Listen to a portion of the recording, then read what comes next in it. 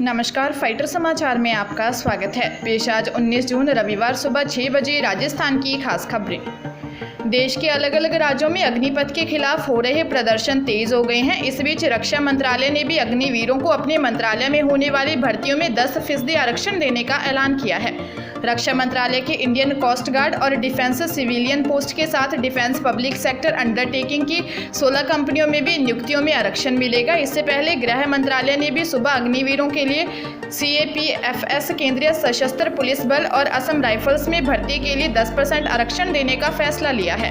इन्हें आयु सीमा में भी 3 से 5 साल की राहत देने का ऐलान किया है। सिविल एविएशन, खेल, हाउसिंग और पेट्रोलियम मंत्रालय भी अग्निवीरों को नौकरियों में रियायत देने का रास्ता तलाश रहे हैं। इधर यूपी में तीसरे दिन भी बवाल जारी है। जौनपुर में उपद्रवियों ने 2 रोडवेज बसें और कई बाइक जला दी। वहीं बिहार में फायरिंग की गई। राजस्थान में भी आज युवा बड़ी संख्या में प्रदर्शन कर रहे हैं। सरकार की ओर से योजना में किए गए संशोधन के बाद भी हालात नहीं सुधर रहे हैं। हनुमानगढ़ में दिन दिहाड़े एक युवक की किडनैपिंग का मामला सामने आया है। 3 बाइक पर आए 6 लोग युवक को स्कॉर्पियो में डालकर ले गए। यह पूरी घटना पास लगे CCTV कैमरे में कैद हो गई। बाइक पर आए लोग फिल्मी स्टाइल में युवक को कुछ ही मिनटों में लोगों के बीच से अगवा कर ले गए, लेकिन किसी ने भी युवक को बचाने की कोशिश नहीं की। युवक ने लव मैरिज की थी, जिसके बाद से लड़की के परिजन उससे रंजिश रखने लगे थे। युवक के पिता ने ससुराल पक्ष के लोगों और उनके रिश्तेदारों पर किडनैप करने का आरोप लगाया है। कालूराम पुत्र देवीलाल निवासी वार्ड 5 खिलेरी बास फतेहगढ़ ने जंक्शन थाने में मुकदमा दर्ज करवाया है। उन्होंने पुलिस को बताया कि उनका बेटा अजय चित्सिया में शराब ठेके पर काम करता था। 15 जून को उनका बेटा शराब ठेकेदार से बुलेट मांग कर लाया था, जिसे लौटाने के लिए 16 जून की शाम करीब 5 बजे जंक्शन गया था, जहां शराब ठेकेदार को बाइक देने के लिए जैसे ही ओवरब्रिज के पास रुका तो 3 बाइक पर आए लोग उसका किडनैप कर स्कॉर्पियो में ले गए। कोटा में 16 साल की नाबालिग का किडनैप और उससे 2 शहरों में गैंगरेप करने का मामला सामने आया है। आरोप है कि नाबालिग के जीजा के भाई ने उसका कोटा से अपहरण किया और जयपुर ले गया। यहाँ 13 दिन तक उसे कैद रखा, उसे जबरदस्ती शराब पिलाई, फिर नशे में दोनों ने उसके साथ गैंगरेप किया। नाबालिग उनके चंगुल से छूट निकली और कोटा आने के लिए स्टेशन पहुंची। मदद के बहाने एक युवक उससे अपने साथ सीकर ले गया, फिर दोस्त के साथ मिलकर रेप किया। यहाँ सीकर पुलिस के मिली युवती को पुलिस ने कोटा पुलिस को सौंप दिया। आखिर शनिवार सुबह 4 बजे पीड़िता को कोटा की उद्योगनगर पुलिस ने पकड़कर बाल कल्याण समिति के सामने पेश किया। काउंसलिंग में पीड़िता ने आप बीती बताई है। उदयपुर के गोगुंदा थाना क्षेत्र में विषाक्त लेने के मामले में महिला की शनिवार को मौत हो गई। दरअसल गोगुंदा इलाके में शुक्रवार दोपहर को पति पत्नी ने विषाक्त पदार्थ का सेवन कर लिया था, जिससे दोनों की तबीयत बिगड़ गई थी।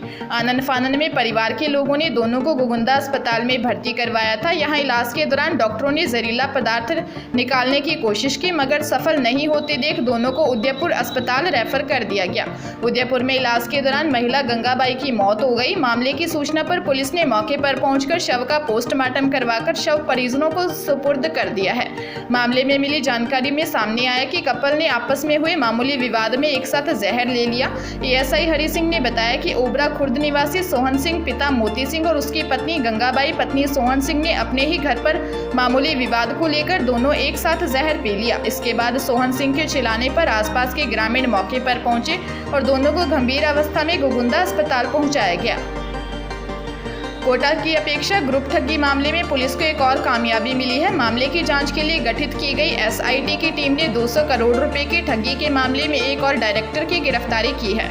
SIT की टीम ने आरोपी संजय कश्यप को हरियाणा से गिरफ्तार किया है। संजय कश्यप इस ठगी का मुख्य सूत्रधार था। SIT टीम का नेतृत्व कर रहे पुलिस उपाधीक्षक अमर सिंह ने बताया कि अपेक्षा ग्रुप के खिलाफ 4 थानों में 50 से ज्यादा मुकदमे दर्ज हुए थे, जिनमें 200 करोड़ रुपए से ज्यादा की ठगी के आरोप कंपनी के डायरेक्टर पर लगे। मामले में 2 आरोपी पहले ही गिरफ्तार किए जा चुके हैं। संजय कश्यप इसका मुख्य सूत्रधार था, जिसकी तलाश लंबे समय से की जा रही थी। तकनीकी अनुसंधान और लगातार मुखबिर से मिली सूचना के बाद हरियाणा में दबिश देकर आरोपी को गिरफ्तार कर लिया गया। आरोपी के पास से पुलिस ने 2.5 लाख रुपए भी बरामद किए हैं। जोधपुर डिस्कॉम की एक महिला जूनियर इंजीनियर ने शनिवार को तखत सागर में छलांग लगाकर अपनी जान दे दी। कार में सवार होकर यह महिला तखत सागर पहुंची। कार को वहीं पर खड़ा कर पानी में कूद गई। कुछ लोगों ने इसका शव पानी में तैरते देखा। इसके बाद गोताखोरों ने शव को बाहर निकाला और पुलिस को सौंप दिया।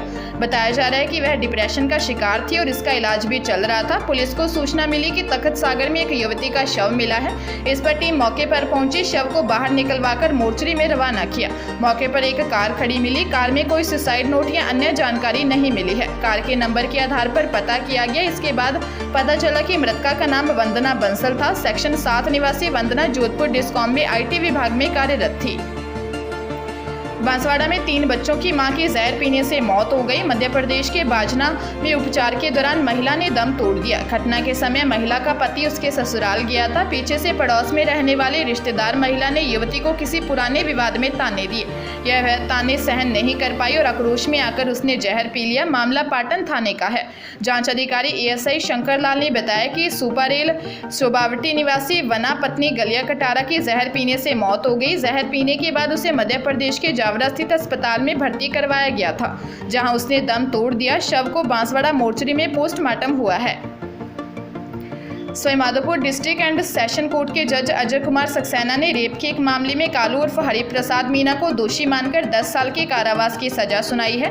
कोर्ट ने आरोपी को IPC की धारा 376 में 10 साल के कठोर कारावास व 5,000 रुपये का जुर्माना, IPC की धारा 450 में 5 साल का कारावास व 3,000 रुपये जुर्माना, IPC की धारा 457 में 3 साल का कारावास व 2,000 रुपये जुर्माना, IPC की धारा 323 में 1,000 रुपये जुर्माना और IPC की धारा 341 में 500 रुपये जुर्माने की सजा सुनाई है। बेसिक कंप्यूटर इंस्ट्रक्टर की पोस्ट पर भर्ती के लिए शनिवार को बीकानेर सहित राज्य भर में आयोजित एग्जाम का पेपर इतना हार्ड रहा कि होनहार भी एक बार तो उलझ गए।